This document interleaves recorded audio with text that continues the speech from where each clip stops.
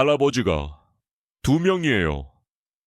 8살 아이의 천진난만한 외침이 강남 최고급 카페 라시엘의 값비싼 공기를 가르며 울려 퍼졌습니다. 안녕하세요. 구독하고 좋아요를 눌러주세요. 어느 도시에서 시청하고 계신지 댓글에 적어주세요. 이 순수한 아이의 외침이 60해 묵은 비극의 서막을 알리는 신호탄이 될 줄은 그 자리에 있던 누구도 상상하지 못했습니다. 모든 것은 태산건설의 정우석 회장이 평화로운 오후를 보내던 그 순간 시작되었습니다. 60평생 단 한 번도 평정심을 잃어본 적 없던 그에게 파란 원피스를 입은 작은 아이가 뛰어들어와 품에 안기며 할아버지라고 불렀을 때 그의 완벽한 세계에는 처음으로 균열이 가기 시작했습니다.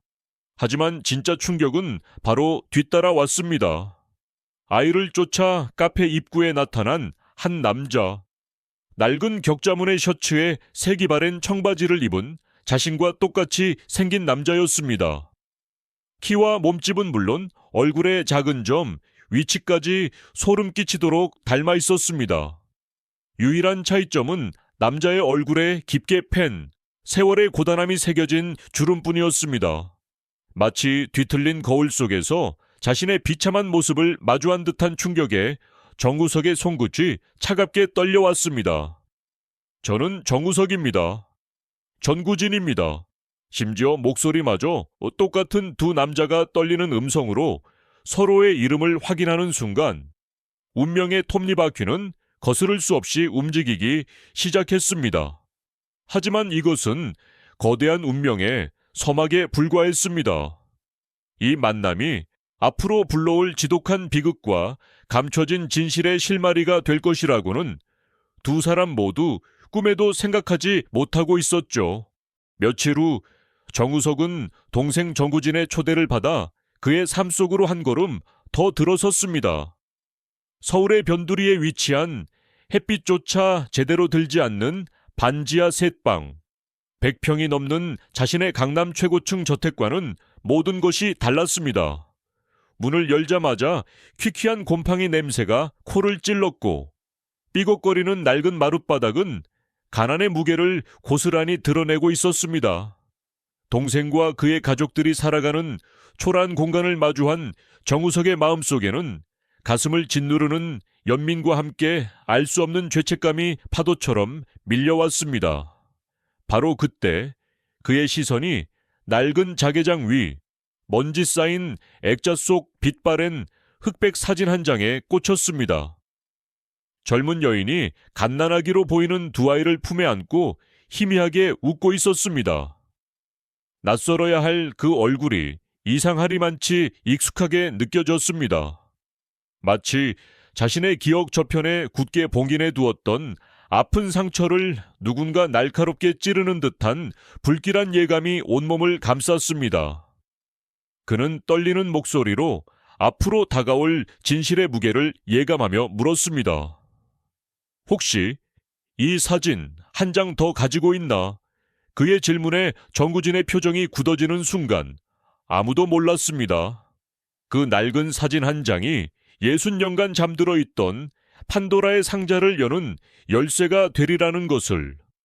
60해의 세월이 내려앉은 한빛 보유권의 낡은 철문 앞에 선 두 형제의 마음은 복잡하게 얽혀 있었습니다. 정우석의 최고급 세단에서 흘러나오는 고요한 고전 음악은 낡고 빛바랜 보유권 건물이 내뿜는 가난의 흔적과 기묘한 부조화를 이루었습니다. 다행히 그들을 기억하는 박순덕 할머니, 당시의 원장 선생님은 여전히 그곳에 계셨습니다. 80을 훌쩍 넘긴 나이에도 총기만은 잃지 않은 그녀의 눈빛 속에서 두 형제는 희미한 희망을 보았습니다. 할머니는 먼지가 뽀얗게 쌓인 창고 깊숙한 곳에서 1968년도 입소 기록부를 찾아냈고 떨리는 손으로 파일을 넘기던 정구진의 손가락이 마침내 두 사람의 이름 위에서 멈췄습니다. 그 순간까지만 해도 그들은 어머니의 애틋한 사연을 듣게 될 것이라 믿어 의심치 않았습니다. 하지만 기록부 맨 마지막 장에 굵은 철침으로 단단히 고정된 얇은 서류 봉투가 그들의 운명을 송두리째 뒤흔들었습니다. 대외비, 정우석 입양 관련. 그 글자를 본 정우석의 심장이 바닥으로 곤두박질 쳤습니다. 떨리는 손으로 봉투를 열자 그 안에서는 60년의 세월이 무색할 만큼 빳빳한 최고급 종이에 인쇄된 한 장의 공문서가 나왔습니다. 발신인은 태산건설 초대 회장, 바로 정우석을 평생 아들처럼 길러준 양아버지였습니다. 그의 눈이 믿을 수 없다는 듯이 종이 위를 헤맸습니다. 귀원의 쌍생아, 정구석, 정우진 중 보다 건강하고 용모가 단정한 아이 한 명의 입양을 희망함. 다른 아이에 대한 양육비는 별도 지원하겠음. 정우석의 머릿속이 하얗게 비어버렸습니다. 그의 화려하고 성공적인 삶은 가난한 아이를 구제한 선행의 결과가 아니었습니다. 그것은 마치 가축시장에서 물건을 고르듯 냉정한 저울질 끝에 내려진 잔인한 선택의 산물이었습니다. 자신은 선택받았고 동생은 버려졌습니다. 평생 아버지라 부르며 존경했던 그 인자한 얼굴 뒤에 숨겨진 추악한 민낯을 마주한 순간 정우석의 완벽했던 세계는 산산조각 나버렸습니다. 이것이 진실이라면 그의 인생 전체가 거대한 거짓 위에 세워진 모래성에 불과했습니다. 충격과 배신감에 휩싸인 형제는 곧바로 어머니 정영숙의 행방을 쫓기 시작했습니다. 하지만 그들을 기다리고 있던 것은 또 다른 절망이었습니다. 수십 년간의 주민등록 기록을 따라 용인과 수원의 동사무소를 헤맨 끝에 마주한 것은 1995년 수원시의 한 요양병원에서 발급된 차가운 사망신고서 한 장이었습니다. 모든 희망이 물거품처럼 사라지는 순간이었습니다. 전구진은 그 자리에 주저앉아 오열했지만 정우석의 머릿속에서는 무언가 잘못되었다는 경고음이 날카롭게 울리고 있었습니다. 자신의 입양을 그토록 치밀하게 계획했던 양아버지가 과연 동생의 어머니를 이토록 허무하게 죽도록 내버려 두었을까? 의심의 불씨는 걷잡을 수 없이 타올랐고 그는 자신의 모든 것을 걸기로 결심했습니다. 국내 최고의 흥신소 알파 기획에 수억 원의 수표를 건네며 그는 단 한 가지를 의뢰했습니다. 어머니의 죽음에 관한 모든 진실을 알아내달라고. 일주일간의 피말리는 기다림 끝에 마침내 전화벨이 울렸습니다. 수화기 너머로 들려오는 알파 기획팀장의 목소리는 지독하게 차분해서 오히려 더 섬뜩했습니다. 회장님, 찾았습니다. 하지만 이상합니다. 정우석의 심장이 철렁 내려앉았습니다. 뭐가 이상하다는 건가? 팀장은 잠시 말을 고르는 듯 하더니 믿을 수 없는 사실들을 하나씩 쏟아내기 시작했습니다.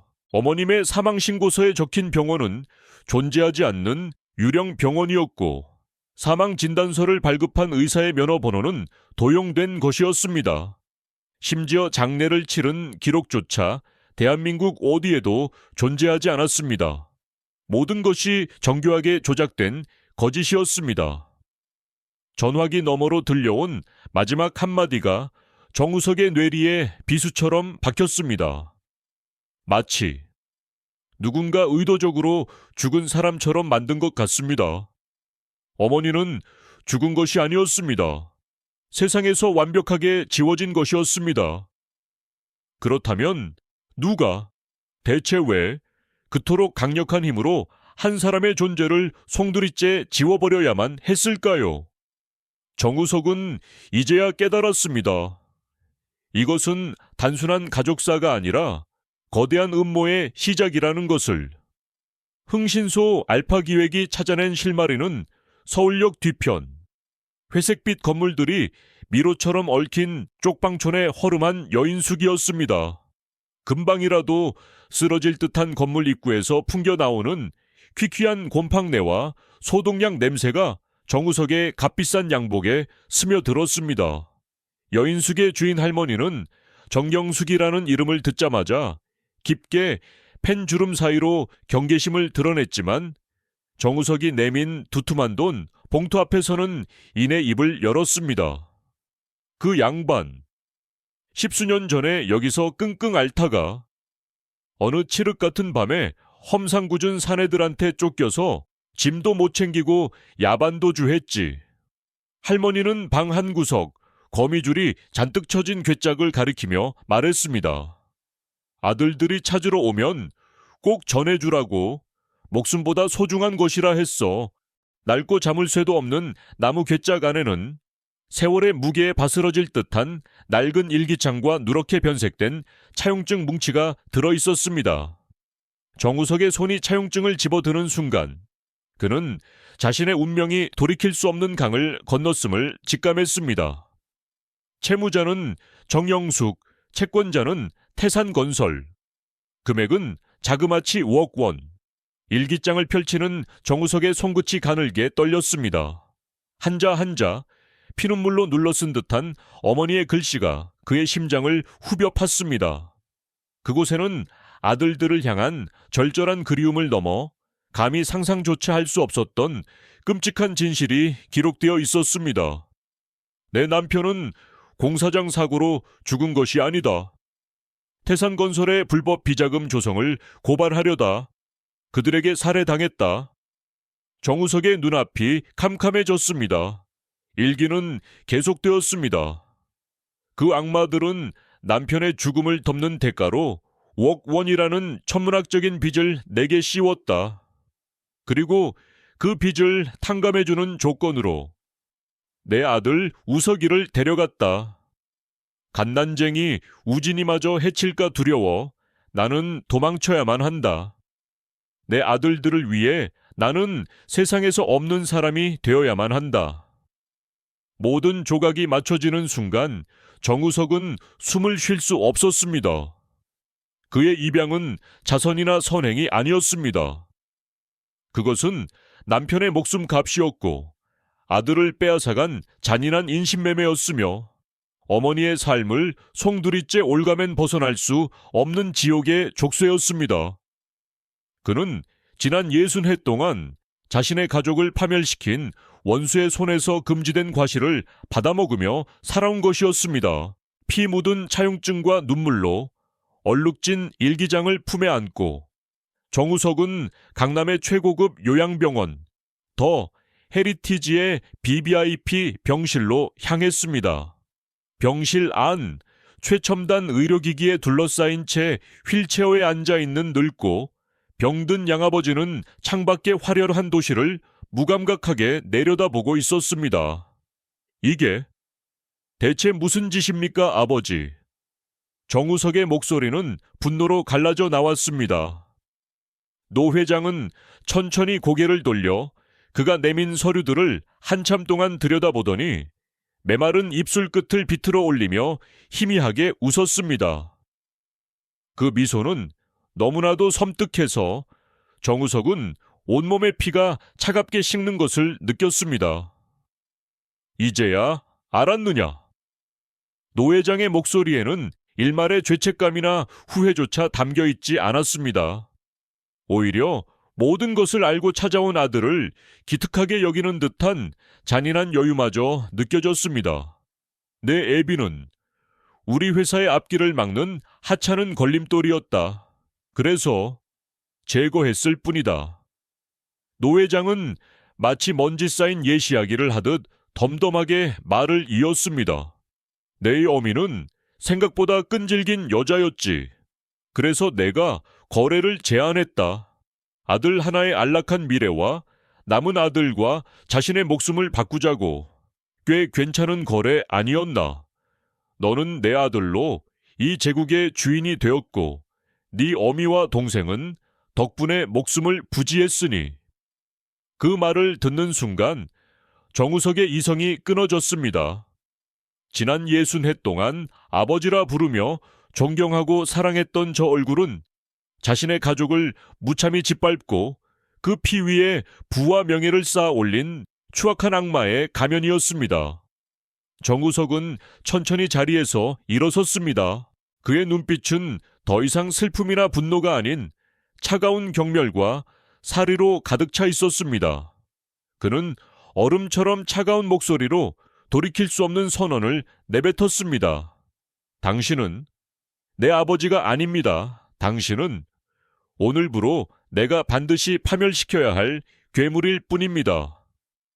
병실의 공기가 칼날처럼 날카롭게 갈라지는 순간 거대한 제국의 몰락을 알리는 전주곡이 울려 퍼지기 시작했습니다. 태산건설 창립 50주년 기념식이 열리는 롯데호텔 크리스탈 볼룸. 대한민국의 심장을 움직이는 정재계 거물들과 수백 명의 기자들이 뿜어내는 열기로 홀 안은 후끈 달아올랐습니다.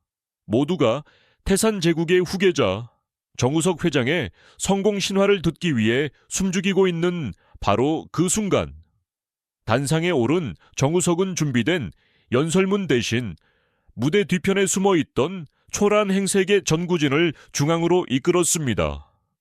갑작스러운 이방인의 등장에 장내는 술렁이기 시작했고 플래시가 쉴 새 없이 터졌습니다. 정우석은 마이크를 잡고 얼음처럼 차가운 목소리로 폭탄을 터뜨렸습니다.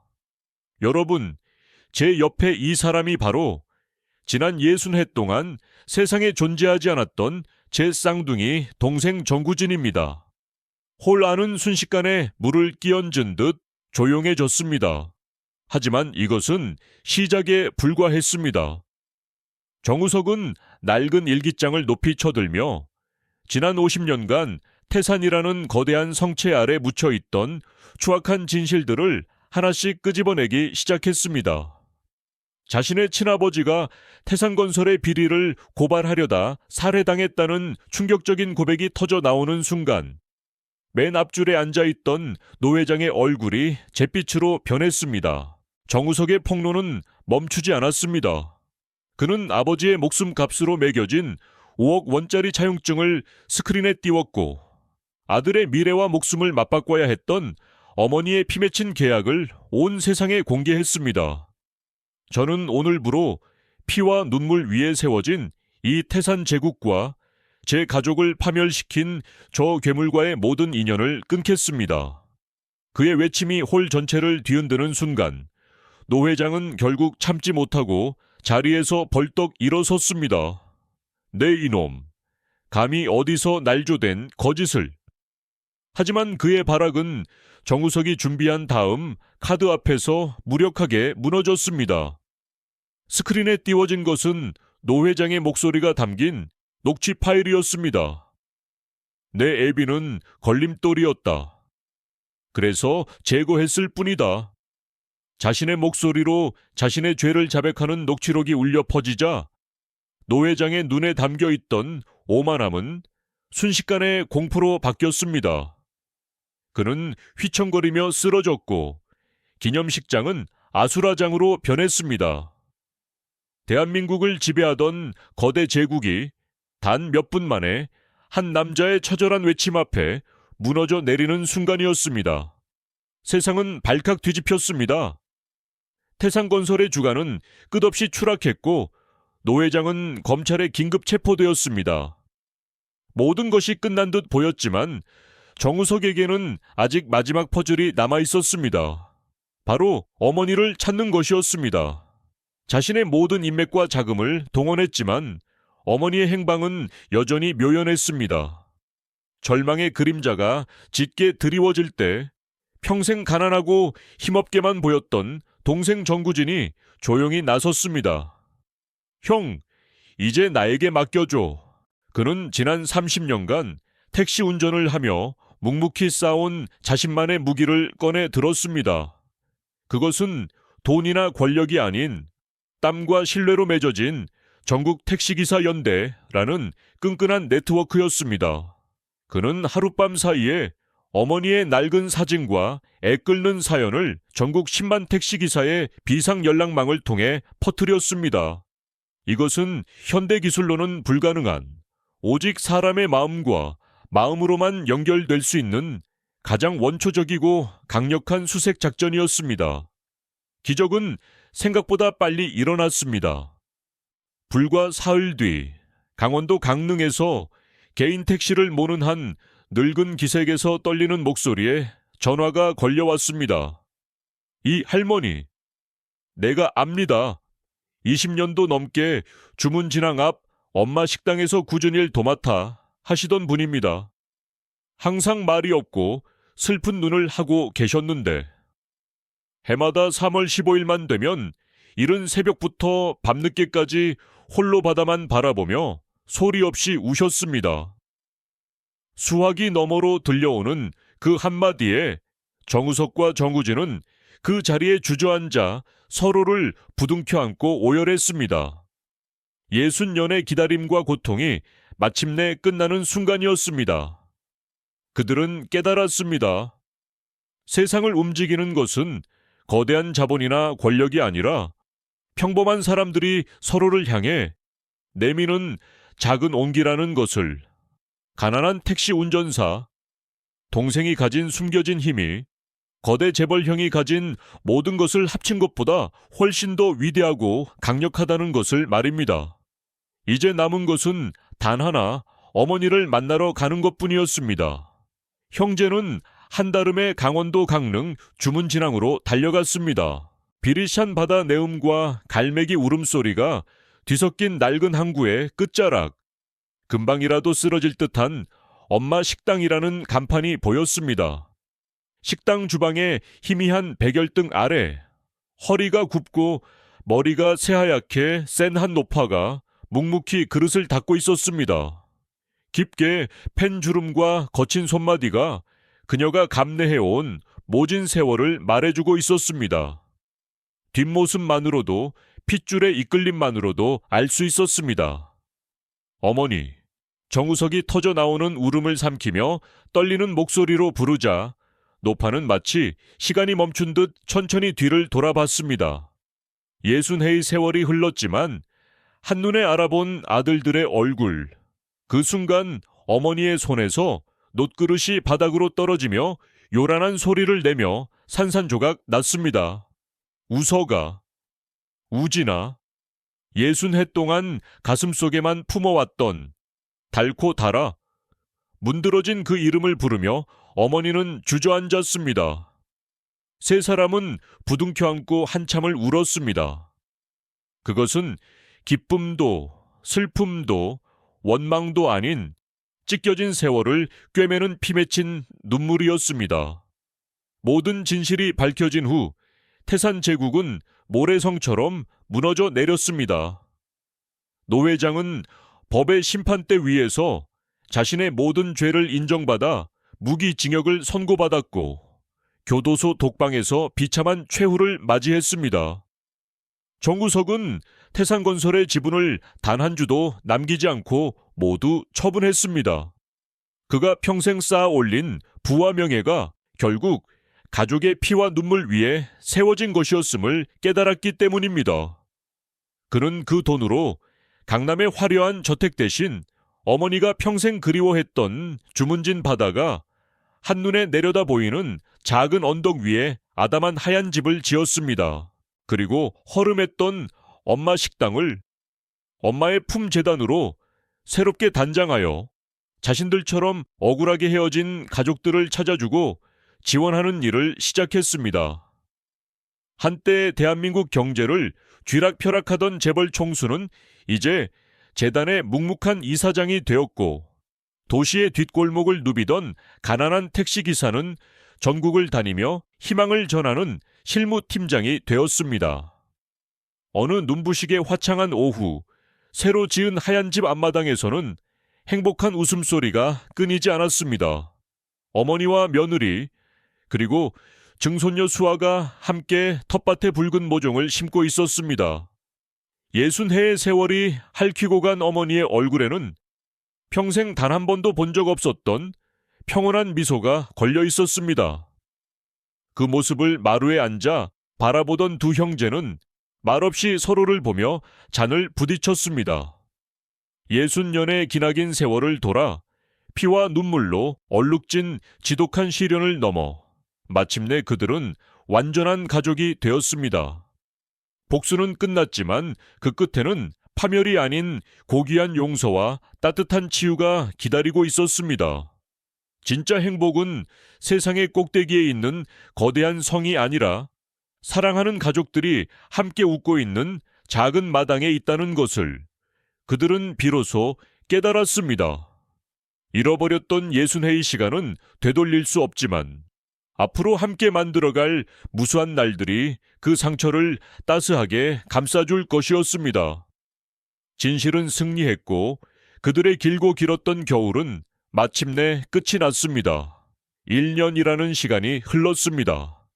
주문진 바닷가, 언덕 위의 하얀 집은 이제 온 동네 사람들이 부러워하는 명소가 되었습니다. 매일 아침이면 정우석과 정우진 형제는 나란히 앉아 어머니가 차려주신 따뜻한 밥을 먹으며 하루를 시작합니다.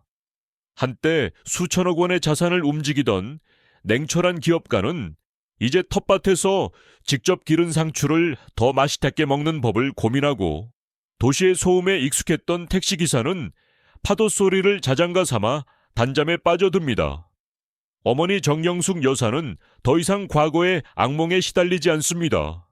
아들들이 사준 고운 한복을 입고 손녀 수아의 손을 잡고 동네 마실을 나가는 것이 그녀의 가장 큰 행복입니다. 그녀의 얼굴에 드리워졌던 깊은 그늘은 사라지고 이제는 인자하고 따뜻한 미소만이 가득합니다. 엄마의 품 재단은 대한민국의 작은 기적을 일으키고 있습니다. 정우석의 경영 노하우와 정구진의 현장 경험, 그리고 전국 택시기사들의 자발적인 참여가 더해져 지난 1년간 수십 명의 헤어진 가족들이 눈물의 재회를 했습니다. 태산건설의 비극은 단순한 가십으로 끝나지 않았습니다. 이 사건을 계기로 기업의 사회적 책임에 대한 목소리가 높아졌고 과거의 억울한 사건들을 재조사하는 움직임까지 일어났습니다. 한 가족의 비극이 사회 전체를 향한 정의의 파급 효과를 만들어낸 것입니다.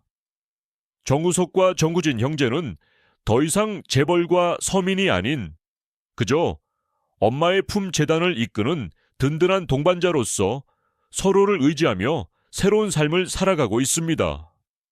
어느 해질녘 온 가족이 집 앞마당에 모여 앉아 붉게 물드는 노을을 바라봅니다. 수아가 할머니의 무릎에 앉아 제잘거리고 현정은 갓 쪄낸 옥수수를 내어놓습니다. 민호는 아버지와 큰아버지의 어깨를 주무르며 장난을 칩니다. 그 평화로운 풍경 속에서 정우석은 문득 깨닫습니다. 지난 60해 동안 그가 그토록 좇았던 성공과 부가 얼마나 공허한 것이었는지를. 진짜 인생의 가치는 돈으로 살 수 없는 가족의 웃음소리와 서로를 향한 따뜻한 눈빛 속에 있다는 것을 말입니다. 바다에서 불어오는 시원한 바람이 그들의 얼굴을 스칩니다. 그것은 과거의 상처를 씻어내고 새로운 시작을 축복하는 바람이었습니다. 60년의 긴 어둠을 지나 마침내 완전한 하나가 된 가족. 그들의 이야기는 이제 막 가장 행복한 페이지를 넘기기 시작했습니다. 주문진의 푸른 바다가 석양에 물들어 금빛으로 반짝이는 저녁. 하얀 집 마당에는 평화로운 온기가 가득했습니다. 한때 그는 세상의 정상에 서 있다고 믿었습니다. 강남의 가장 높은 펜트하우스, 차가운 유리창 너머로 내려다보던 도시의 불빛은 그의 것이었지만 그 안에는 늘 지독한 공허함만이 맴돌았습니다. 이제 정우석은 낡은 나무 의자에 앉아 자신의 옆에서 거친 손으로 낚싯줄을 손질하는 동생을 바라봅니다. 그 너머에서는 어머니가 손녀 수에게 옛날 이야기를 들려주고 그들의 웃음소리가 바닷바람을 타고 마당을 가득 채웁니다. 그는 비로소 깨닫습니다. 진정한 부와 성공은 소유하는 것이 아니라 함께 나누는 것이며 가장 높은 곳이 아닌 가장 따뜻한 곳에 존재한다는 것을. 식탁 위에는 엄마의 품 재단을 통해 또 다른 기적을 만난 한 가족이 보내온 삐뚤빼뚤한 글씨로 눌러 쓴 감사 편지가 놓여 있었습니다. 그들의 이야기는 이제 그들만의 것이 아니었습니다. 한 사람의 용기가, 하나의 진실이 거대한 거짓의 성을 무너뜨리고 세상을 조금 더 따뜻한 곳으로 만들 수 있다는 살아있는 증거가 되었습니다. 돈과 권력의 화려함 뒤에 숨겨진 추악함을 보았고, 가난과 고난 속에서도 결코 꺼지지 않는 인간 존엄성의 위대함을 보았습니다. 세상은 우리에게 끊임없이 겉모습으로 상대를 판단하라 속삭이지만, 진실의 힘은 언제나 가장 깊고 어두운 곳에서 조용히, 하지만 가장 강렬하게 빛나기 시작합니다. 어머니는 말없이 다가와 두 아들의 손을 자신의 주름진 손으로 포개어 잡았습니다. 그 온기 속에서 60해의 엇갈린 세월이 마침내 하나의 완전한 원을 그리는 순간이었습니다. 이들의 긴 이야기는 마침내 제자리를 찾았습니다. 이 이야기에서 여러분은 어떤 교훈을 얻으셨나요? 만약 당신이 주인공의 입장이었다면 어떤 선택을 하셨을까요? 여러분의 비슷한 경험이 있다면 댓글로 공유해 주세요. 구독과